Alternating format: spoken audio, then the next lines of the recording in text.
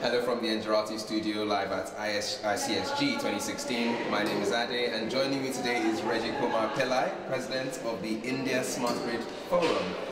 So Reggie, big things happening at the moment, smart grids in general, but particularly in India. Why now? We have the biggest problem on earth. 300 million people not connected to the grid, and 1 billion people who are connected to the grid. Majority of them almost every day face power outages. So last 2-3 decades, government been working hard to take the grid to all the villages and give them reliable electric power, which repeatedly failed to meet the targets. More than 500,000 villages we have electrified. India today operates one of the largest grids in the world, 290,000 megawatt of generation capacity, about 250 million customers, 3 million square kilometer area, one frequency, one grid, one of the largest. But on the other side, as I said, 300 million people not connected, 1 billion people face power outages every day, and our per capita consumption of electricity is one of the smallest in the world, which is 1/4 of the world average, at approximately 1,000 units per person per year, which is nowhere near developed countries or other developing countries. So all proven economic models have shown that we need to pull people out of energy poverty to take them to prosperity.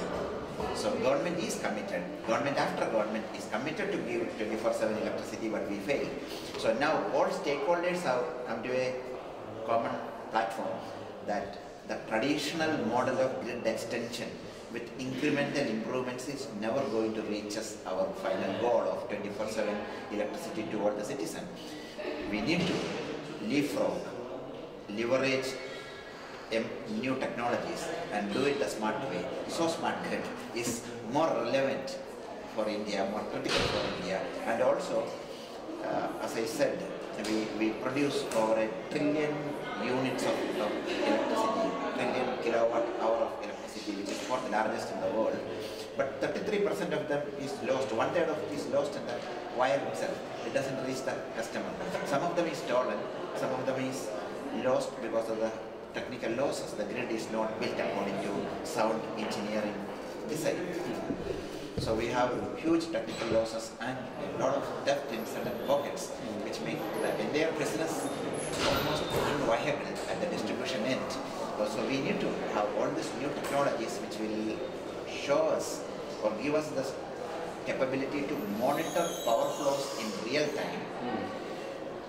Then we can arrest the losses with appropriate management action in case of theft, with the technical improvement of the grid in case of technical losses. So smart grid is very, very relevant to India. And as I have said that government after government is committed to achieving this goal. The present Prime Minister, one of the first goal he set after he became Prime Minister in 2014 is 24/7 electricity to all the citizens in the next 5 years, which they made a big plan, and then they seen that by 2019 it is perhaps not possible. 2022, the target for the government is 2022. All people should get 24/7 electricity, for which he had also launched several new schemes. We are promoting 100 smart cities. In every smart city, there has to be reliable electricity supply, otherwise nothing else in the city will work. So a smart grid in the smart cities are very, very important for us. We are also today pursuing the world's largest renewable energy program, which is 175,000 megawatt of renewable energy in next 7 years. That's a target set by the Prime Minister, and he is personally monitoring it on a regular basis. We had a modest target of about 7,000 megawatt for the year 2015, which we have exceeded. And in the coming years, the numbers are much bigger to reach that 175 megawatt of renewable energy. And also we have launched another, the city of Chennai, the capital of India, Delhi, is the world's most polluted city. And a lion's share of that pollution comes from automobiles. We have more automobiles than the next 4 cities in India put together. Okay. So now the new local government of Delhi is introducing a even odd scheme. They tried with a fortnight in January, the only odd number car will run on odd days and even number cars will run on even days. So which they are again doing a trial, second trial as we speak, this fortnight. So those are all temporary solution because rich people, those who can afford, will buy 2 cars, or 1 car will run twice, thrice, 4 times a day. So a sustainable solution to polluting cities, we believe, is electrification of transportation. Public transportation through metros is happening, and trams, which is happening in many parts of the world, including in India. Delhi has a very successful metro system which is being expanded, and many other Indian cities are going towards the public transportation electrification.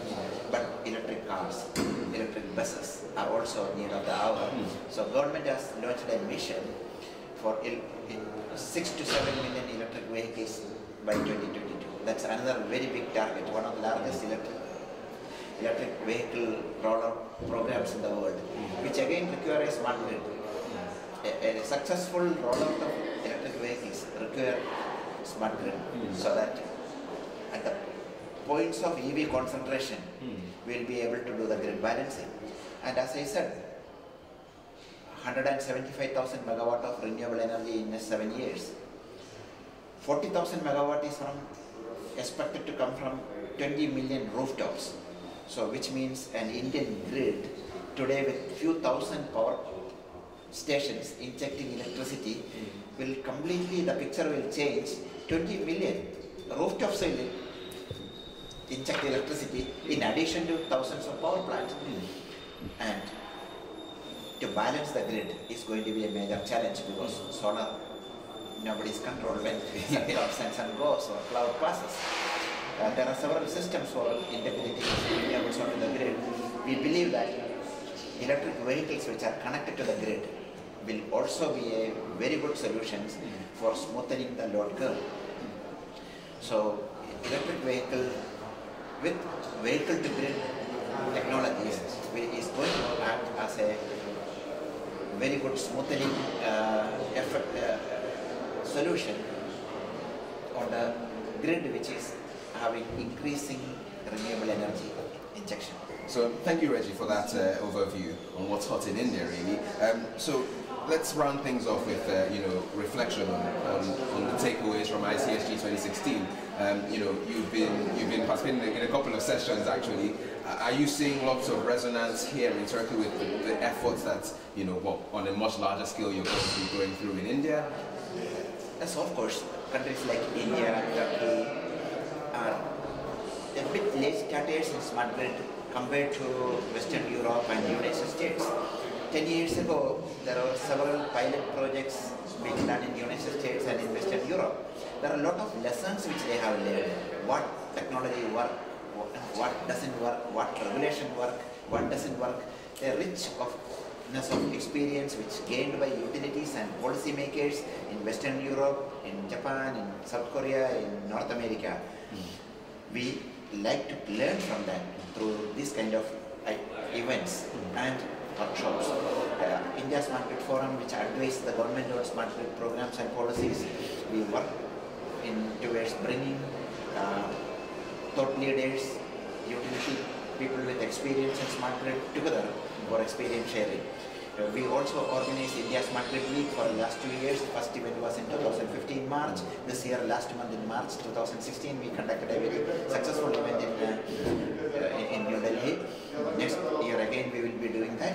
And we also take delegation to European Utility Week, distribute several programs around the world with a keen mission that we don't need to reinvent the wheel. Laws of physics are same. Maybe we may need to do some amount of localization, and certain technologies which is implemented in Turkey, it may be not exactly the way it has been done in the United States or in Germany or in France. Same way when we do in India, we have different set of drivers, we have different set of requirements which can be customized there. But the big picture or the major technologies are going to be the same. And if we work collaboratively, bigger markets for each of the technology, which will drive the cost down, which will make deployment faster, we look forward. Last year also I was here at ICSG. One of our very senior government officer was here as a speaker. This year also I am happy to be here, and we look forward for a larger delegation to come for our show, which is India Smart Grid Week next year in March. Okay. Well, thank you very much, Reggie. Thank you very much. It's been a pleasure. And thank you as well for listening to this interview. If you'd like to hear more about smart grids, the work going on in India and in other regions like Turkey and further afield, please check out the interviews on your screen.